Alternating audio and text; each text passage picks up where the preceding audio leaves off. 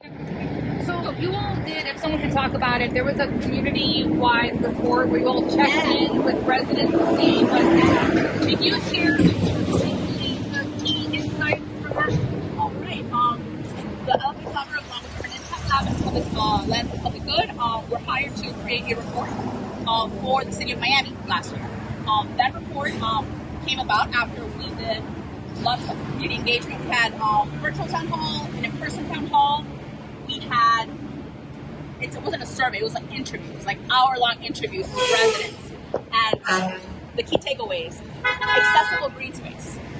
Because, quick fact, national average is 12 acres per 1,000 people of green space. City of Miami, full city, 3 acres per 1,000 people. Allapathah, 43% has 1 acre. Allapathah has 0.3% of 1 acre per 1,000 residents. And so it's that was the big ask. The next big ask was actually affordable housing, because everybody has been feeling the pinch, either trying to buy or trying to rent, trying to stay here in the community. Those were the big key takeaways. One thing I also saw in the report that I thought you could address is the intersection with public safety. So it seemed like some residents were concerned about safety. I don't know if you remember that one summer of youth gang violence and gun violence, Operation Summer Heat. This zip code was identified as a hotspot for youth gun violence. And it's something that the community took to heart of what's happening. And over the years, it has been working to walk away from that stigma. Because, let's be honest, for a long time, Allapathah was looked upon as, oh, it's just a bad neighborhood. But the residents and business owners here can tell you, yeah, everybody has their issues, but we're working and we are here. Do you think that it seemed in the report that they also wanted community programming space? Do you think there's a connection between having available public, safe community programming space and then the other issue of youth gun violence? Well, interestingly enough, we did have the Allapathah Community Fellows were part of helping us conduct the survey. And they found, especially when they were talking with other youth of their, demographics, 17 to 25, that they found a lack of programs geared toward young adults in the community.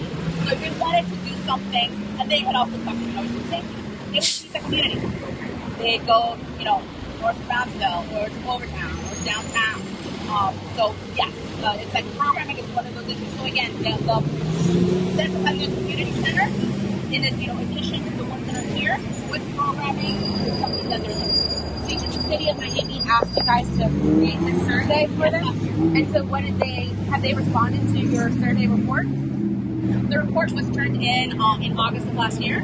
There was a meeting afterwards, and we briefly had a conversation with them. They are aware of the report. They're aware of our meeting today. We do not believe the report's findings have been found within the RFP request. We have not seen the RFP request yet, so we are pending. So to pull that into what you all stated earlier, is part of the call of action then to see some of those key insights reflected in the RFP?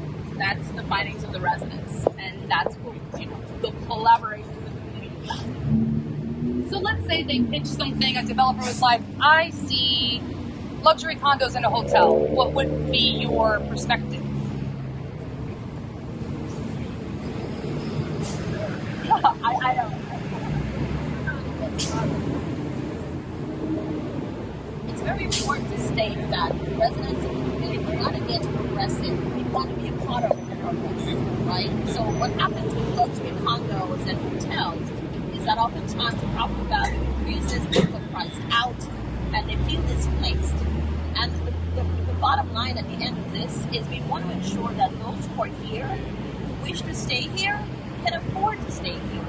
So it's one thing to invite the conversation with affordable housing, but what we're saying is not just affordable housing, but housing that they can afford, and to ensure that they can certainly be those who will work at the luxury condo or the luxury hotel and be a part of that. There is enough in this community, there is enough in this city for all of us to live together. There is enough.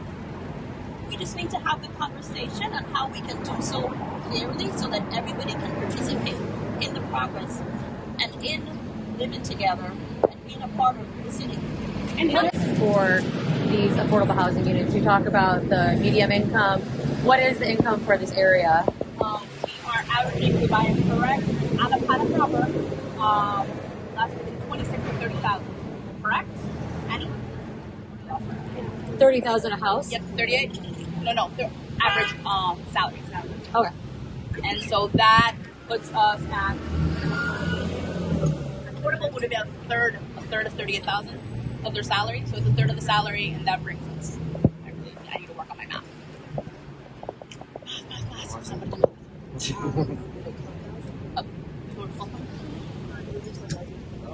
per year, 12,000, so about $1,000. Yeah, less than $1,000 To not be cost-effective. to not be cost burden. That's the thing. $950 a month is what you're hoping? Okay. That's what we're running into. Okay.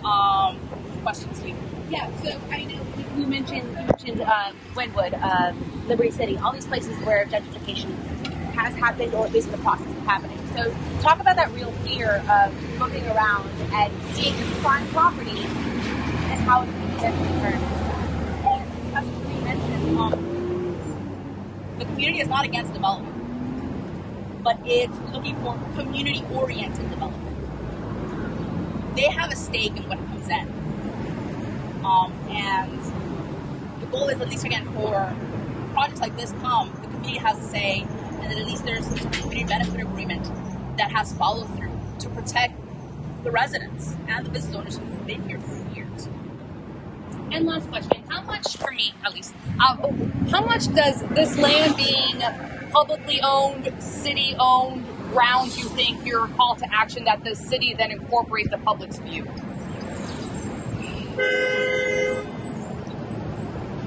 They came and asked the community for their voice. The community answered. It took months to do interviews. Not just like a quick A, B, C answer. No, like sit down. Tell us about your life here. How long have you lived here? Is your family with you? Are you in a multi-generational home because of, rent? Future, would you like to stay here? What are your fears? What are your dreams? All those questions were asked. They were put together and given to the city because they requested it. They wanted to hear from the community. That's the goal. If whoever goes forward in this, for them to actually listen to what the community is asking.